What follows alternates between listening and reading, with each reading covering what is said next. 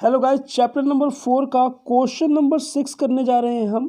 और क्वेश्चन इस प्रकार है कि श्रीलंका में जाति संघर्ष यानी कि जातीय संघर्ष के बारे में बताओ। मोस्ट इम्पोर्टेंट क्वेश्चन है, ध्यान से इसको समझना।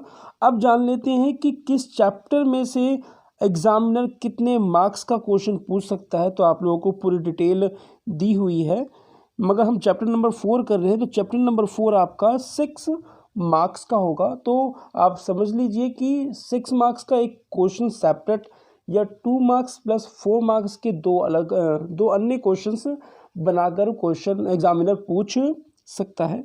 तो ये थी हमारी डिटेल। अब बात हम करते हैं सीधा क्वेश्चन के ऊपर। ध्यान से समझना क्वेश्चन को। मालूम तो चली गया आपको कि हम जातीय संघर्ष के बारे में पढ़ेंगे। तो श्रीलंका में जातीय संघर्ष के बारे में बताओ, ये रहा हमारा क्वेश्चन। अब आंसर है, ध्यान से समझना, वर्ड टू वर्ड आपको समझाता हुआ चला जाऊंगा।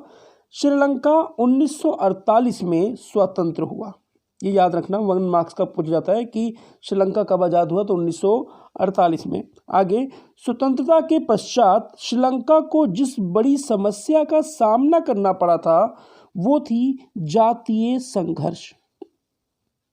स्वतंत्रता के बाद श्रीलंका को सबसे बड़ी समस्या उसके सामने यही थी, जातीय संघर्ष, और इसी का सामना करना पड़ा था श्रीलंका को।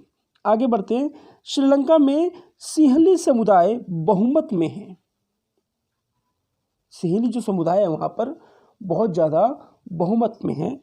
और आगे बढ़ते हैं, तमिल समुदाय अल्पसंख्यक है। अब ये तमिल समुदाय अगर मैं बात कहूँ तो भारत के तमिलनाडु राज्य से गए हुए शरणार्थी बोल सकते हैं या लोग कह सकते हैं, जो जहाँ वहाँ पर काम धंधे के लिए जाते हैं, तो वहाँ पर वो क्या है, अल्पसंख्यक यानी कि संख्या में कम है। आगे बढ़ते हैं। श्रीलंका की सरकार ने श्रीलंका सिंहलियों का देश माना। फिर से रिपीट कर रहा हूँ इस लाइन को कि श्रीलंका की सरकार ने श्रीलंका को सिंहलियों का देश माना, क्योंकि सिंहली वहाँ पर जो मतलब बहुत संख्यक है, ज़्यादा मात्रा में है। तो श्रीलंका ने अपने श्रीलंका देश को सिंहलियों का देश माना। आगे बढ़ते हैं। और ध्यान समझना, और तमिल लोगों को विदेशी कहा। तमिल लोगों को क्या कहा, विदेशी कहा, क्योंकि वो लोग बाहर से आए हुए थे। इसलिए श्रीलंका की सरकार ने तमिल लोगों को क्या कहा, विदेशी कहा। आगे बढ़ते हैं। सरकारी नौकरियों में भी तमिलों के साथ भेदभाव किया, क्योंकि वो अपनी फर्स्ट प्रायोरिटी अपने देश के लोगों को देंगे ना। और उनके देश के लोगों की संख्या, सिंहलियों की संख्या अगर देखा जाए तो बहुसंख्यक है, तो अपने देश के लोगों को वो पहले सारी सुख सुविधाएं देंगे। तो इसलिए हर जगह तमिलों के साथ थोड़ा सा अन्याय वहाँ की सरकार करने लगी थी, यानी कि हम कह सकते हैं भेदभाव करने लगी थी। आगे बढ़ते हैं। इसके साथ साथ सिंहली को भी राज्य भाषा घोषित किया गया। राज्य भाषा घोषित कर दिया गया, क्योंकि पूरी तरीके से श्रीलंका किसका देश है, सिंहलियों का देश है। आगे बढ़ते हैं। तमिल लोगों ने अपने साथ होते हुए बुरे व्यवहार का विरोध किया। अब ऑटोमेटिकली इतना भेदभाव होगा तो तमिलों का खून तो खोलेगा ही। माना कि अल्पसंख्यक हैं श्रीलंका के अंदर वो, लेकिन इस भेदभाव को देखते हुए उन लोगों ने एक आंदोलन करना शुरू किया, इसके ऊपर आवाज़ उठाई उन लोगों ने। आगे बढ़ते हैं। 1983 के बाद उग्र तमिल संगठन लिट्टे के नाम से श्रीलंका सेना के साथ संघर्ष शुरू किया, यानी कि तमिल लोगों ने एक संगठन बनाया जिसका नाम था लिट्टे। उस लिट्टे संगठन ने श्रीलंका की सेना के साथ मतलब कि कह सकते हैं कि एक संघर्ष, एक आंदोलन स्टार्ट किया। आगे बढ़ते हैं। और अलग देश की मांग की, यानी कि अपने लिए एक स्थान मांगा, श्रीलंका में अपने लिए एक स्थान मांगा। आगे बढ़ते हैं। भारत समय समय पर तमिलों के हितों की बात श्रीलंका से करता है।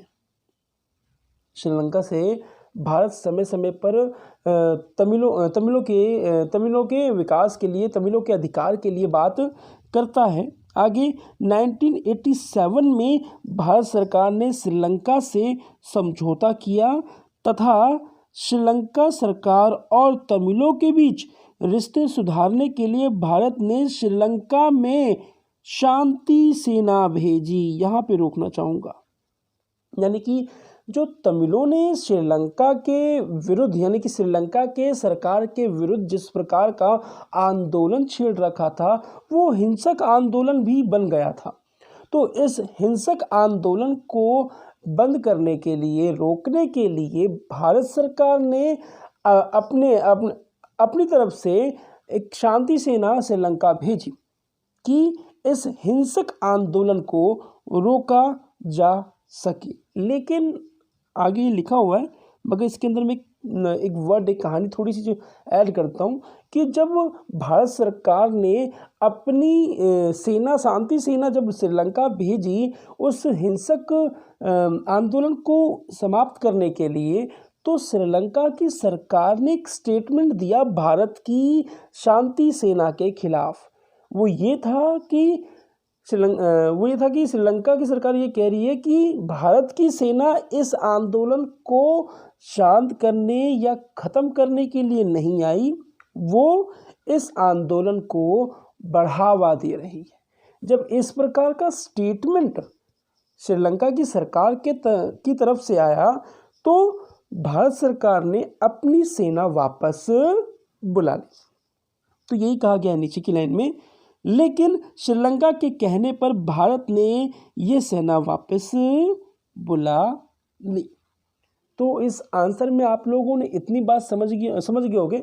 फिर भी एक छोटी सी स्टोरी इसी आंसर को रिपीट कर दूं कि 1948 में श्रीलंका आज़ाद हुआ और सबसे बड़ी समस्या श्रीलंका के सामने थी जातीय संघर्ष, जो तमिल और सिंहलियों को लेकर थी।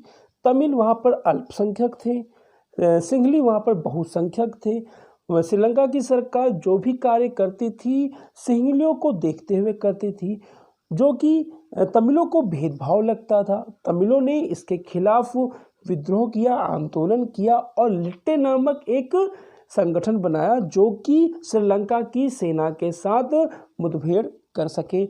इसको रोकने के लिए भारत ने अपनी तरफ से शांति सेना भेजी, लेकिन श्रीलंका ने उस सेना को वापस जाने को कहा। ऐसे स्टेटमेंट पर भारत सरकार ने अपनी सेना को वापस बुला लिया। तो ये था आपके क्वेश्चन का आंसर। आशा करता हूँ बच्चों कि आप लोगों को मेरे नोट्स की लैंग्वेज अच्छी लग रही हो और जो मैं समझा रहा हूँ मैं आप लोगों को बातें वो समझ में आ रहा हो।